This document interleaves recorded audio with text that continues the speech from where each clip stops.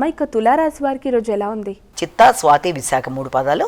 ఈ తులారాశి వాళ్ళకి ముఖ్యంగా వ్యక్తులతో ఈ రోజున ఎలాంటి పరిస్థితులున్నా ఆరోగ్య సంబంధమైన విషయంలో తగిన విధంగా జాగ్రత్త తీసుకుంటూ ముందుకు వెడుతున్నా, ఎక్కువ డొనేషన్స్కి, ఆధ్యాత్మిక ఆలోచనలు కూడా వీలైనంత వరకు ఏదైనా ప్రవచనాలు వినడం, ప్రవచనకారులతో మాట్లాడడం, వారి యొక్క ఆశీస్సుల కోసం ముందుకు వెళ్ళడం, ఆధ్యాత్మిక చింతన మొదలైన వాటికి ఎక్కువ అవకాశాలు లాంటివి కనబడుతూ మొదలైన వాటికి ఉంది. అలాగే ఆధ్యాత్మిక ప్రయాణాలు చేయడానికి కూడా ఎక్కువ అవకాశాలు లాంటివి మీ దానిలో గోచరిస్తున్నాయి. అంటే ప్రయాణాల రీత్యా దూర ప్రయాణాలు, అవి కూడా ఆధ్యాత్మిక ప్రయాణాలు, అది కూడా తండ్రి, పెద్దలు, గురువులు మొదలైన వారి దగ్గర నుంచి ఆశీస్సులు తీసుకుంటూ ముందుకు వెళ్ళడానికి అవకాశం ఉంది.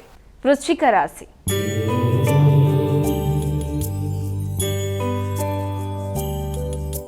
అమ్మాయిక వృశ్చిక రాశి వారికి ఈరోజు ఎలా ఉంది? వృశ్చిక రాశి వాళ్ళ నక్షత్రాలు కనుక తీసుకున్నట్లయితే విశాఖ, అనురాధ, జ్యేష్ఠ. ఈ వృశ్చిక రాశి వాళ్ళకి ఎదురు చూస్తున్న విషయాలలో మంచి ఫలితాలు అనేవి ఏర్పడతాయి.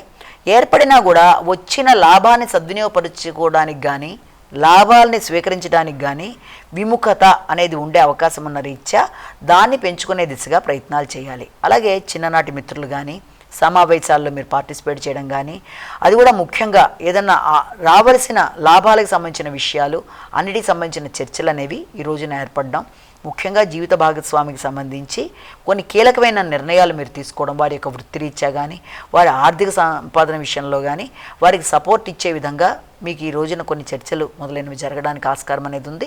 అలాగే ఆధ్యాత్మిక ప్రయాణ చింతన కూడా చాలా అధికంగా ఉంటుంది. దానికి సంబంధించిన ఏర్పాట్లు కూడా చేసుకుంటారు. ధనస్సు రాశి.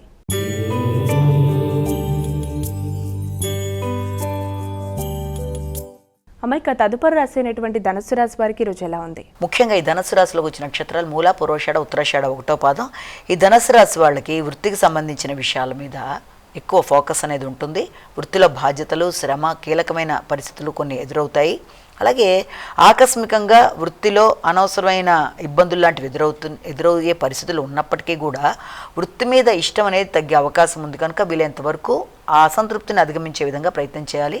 గణేశుడికి సంబంధించిన నామస్మరణ, శ్రీ గణేశాయ నమః మొదలైనవి చేయడం బట్టి కూడా వృత్తిపరమైన విషయాల్లో చికాకులను అధిగమిస్తూ ముందుకు వెళ్ళడానికి ఆస్కారం అనేది ఉంది.